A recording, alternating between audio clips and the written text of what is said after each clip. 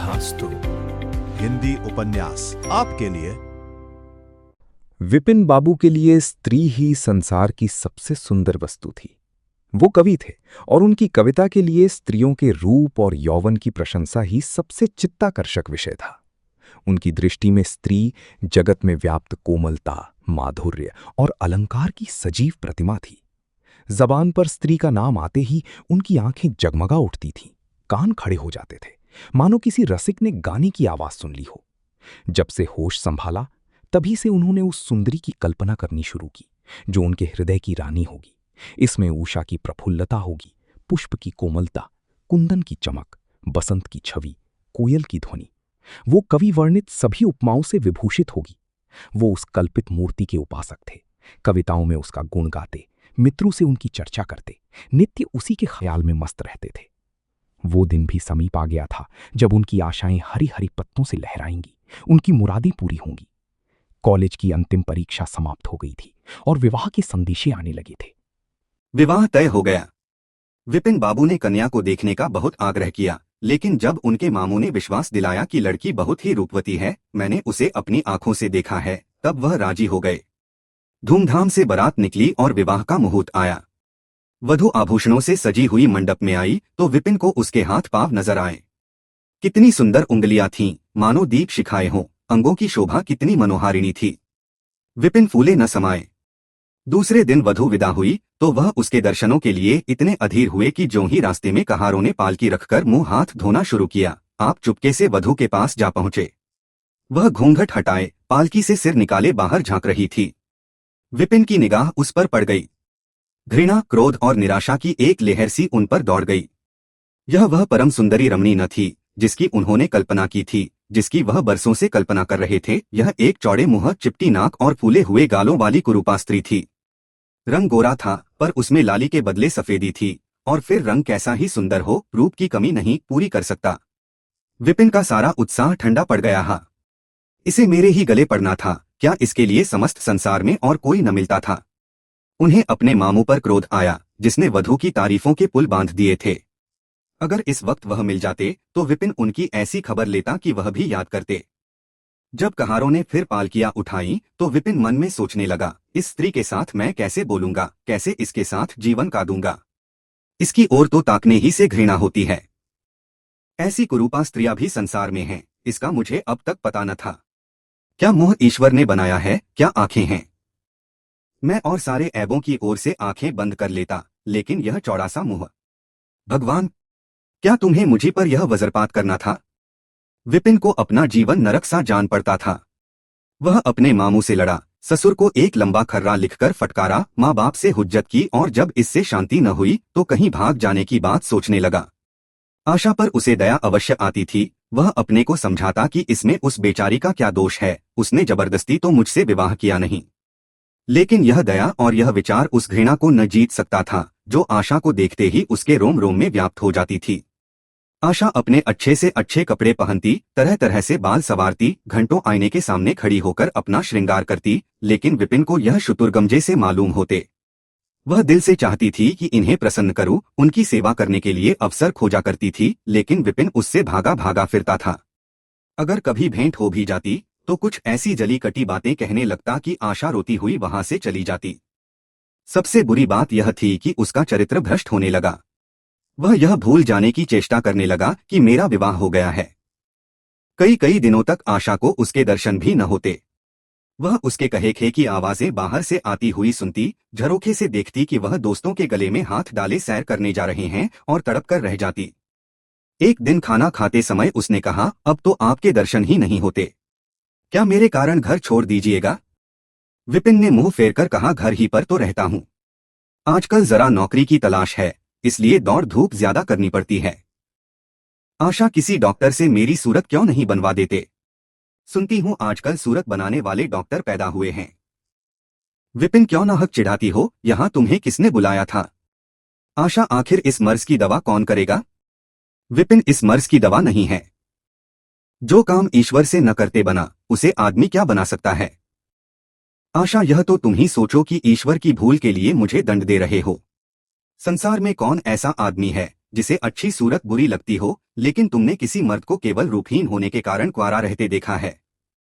रूपहीन लड़कियां भी माँ बाप के घर नहीं बैठी रहती। किसी न किसी तरह उनका निर्वाह हो ही जाता है। उनका पति उन पर प्राण न देता हो, लेकिन दूध की मक्खी नहीं समझता। विपिन ने झुंझलाकर कहा, क्यों नाहक सिर खाती हो? मैं तुमसे बहस तो नहीं कर रहा हूं। दिल पर जबर नहीं किया जा सकता और न दलीलों का उस पर कोई असर पड़ सकता है। मैं तुम्हें कुछ कहता नहीं हूं, फिर तुम क्यों मुझसे हुज्जत करती हो? आशा यह झिड़की सुनकर चली गई। उसे मालूम हो गया कि इन्होंने मेरी ओर से सदा के लिए हृदय कठोर कर लिया है। विपिन तो रोज सैर सपाटे करते, कभी कभी रात रात गायब रहते। इधर आशा चिंता और नैराश्य से घुलते घुलते बीमार पड़ गई। लेकिन विपिन भूलकर भी उसे देखने न आता, सेवा करना तो दूर रहा। इतना ही नहीं, वह दिल में मानता था कि यह मर जाती तो गला छूटता, अब की खूब देखभाल कर अपनी पसंद का विवाह करता। अब वह और भी खेल खेला। पहले आशा से कुछ दबता था, कम से कम उसे यह धड़का लगा रहता था कि कोई मेरी चाल ढाल पर निगाह रखने वाला भी है। अब वह धड़का छूट गया। कुवासनाओं में ऐसा लिप्त हो गया कि मर्दाने कमरे में ही जमघटे होने लगे। लेकिन विषय भोग में धन ही का सर्वनाश नहीं होता, इससे कहीं अधिक बुद्धि और बल का सर्वनाश होता है। विपिन का चेहरा पीला पड़ने लगा, देह भी क्षीण होने लगी, पसलियों की हड्डियां निकल आईं, आंखों के इर्द गिर्द गड्ढे पड़ गए। अब वह पहले से कहीं ज्यादा शौक करता, नित्य तेल लगाता, बाल बनवाता, कपड़े बदलता, किंतु मुख पर कांति न थी। रंग रोगन से क्या हो सकता। एक दिन आशा बरामदे में चारपाई पर लेटी हुई थी। इधर हफ्तों से उसने विपिन को न देखा था।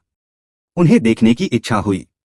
उसे भय था कि वह न आएंगे, फिर भी मन को न रोक सकी। विपिन को बुला भेजा।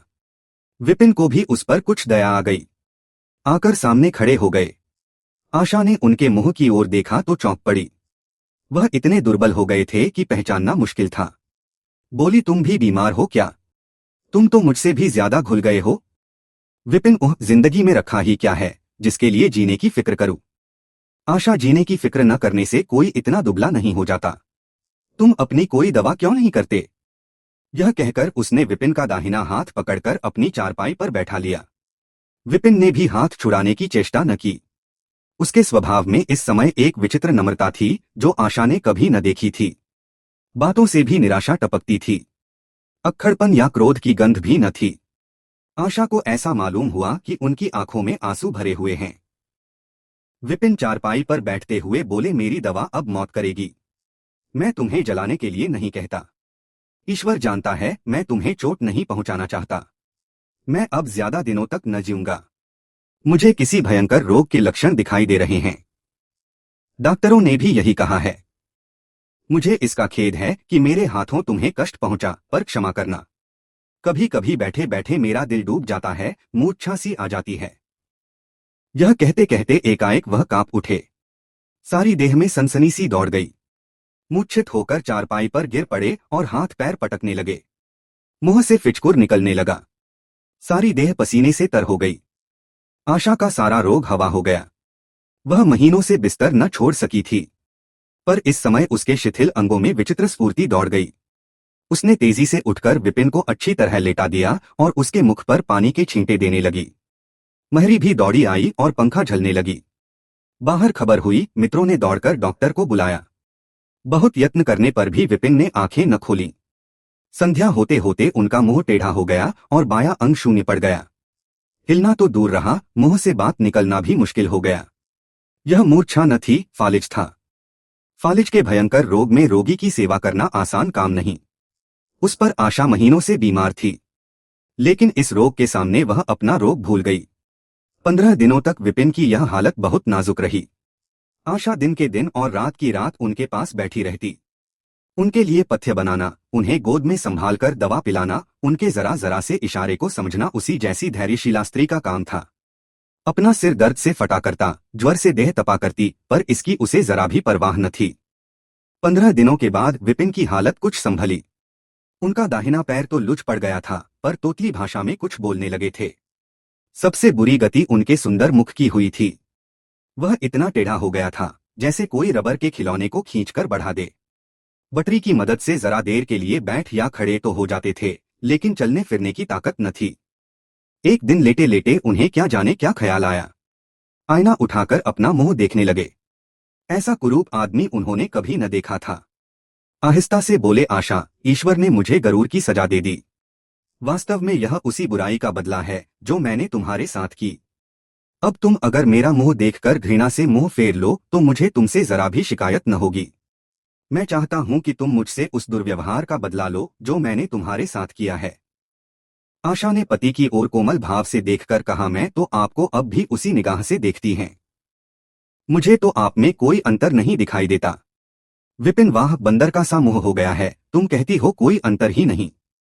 मैं तो अब कभी बाहर न निकलूंगा। ईश्वर ने मुझे सचमुच दंड दिया। बहुत यत्न किए गए पर विपिन का मुंह न सीधा हुआ। मुख का बाया भाग इतना टेढ़ा हो गया था कि चेहरा देखकर डर मालूम होता था। हाँ, पैरों में इतनी शक्ति आ गई कि अब वह चलने फिरने लगे। आशा ने पति की बीमारी में देवी की मनौती की थी। आज उसी पूजा का उत्सव था। मोहल्ले की स्त्रियां बनाव सिंगार किए जमा थीं। गाना बजाना हो रहा था। उनका ने लगे ढा होरी की चलने। एक सहेली ने पूछा, क्यों आशा, अब तो तुम्हें उनका मुंह जरा भी अच्छा न लगता होगा। आशा ने गंभीर होकर कहा, मुझे तो पहले से कहीं अच्छा मालूम होता है। चलो, बातें बनाती हो। नहीं बहन, सच कहती हूँ, रूप के बदले मुझे उनकी आत्मा मिल गई जो रूप से कहीं बढ़कर है। था। विपिन कमरे में बैठे हुए थे। कई मित्र जमा थे। ताश हो रहा। कमरे में एक खिड़की थी जो आंगन में खुलती थी। इस वक्त वह बंद थी। एक मित्र ने चुपके से उसे खोल दिया और शीशे में झांककर विपिन से कहा, आज तो तुम्हारे यहाँ परियों का अच्छा जमघट है। विपिन, बंद कर दो। अजी, जरा देखो तो कैसी कैसी सूरतें हैं। तुम्हें इन सबों में कौन सबसे अच्छी मालूम होती है? विपिन ने उड़ती हुई नजरों से देखकर कहा, मुझे तो वही स्त्री सबसे अच्छी मालूम होती है जो थाल में फूल रख रही है। वाह री आपकी निगाह! क्या सूरत के साथ तुम्हारी निगाह भी बिगड़ गई। मुझे तो वह सबसे बदसूरत मालूम होती है, इसलिए कि तुम उनकी सूरत देखते हो और मैं उसकी आत्मा देखता हूं। अच्छा, यही मिसेस विपिन है? जी हाँ, यह वही देवी है।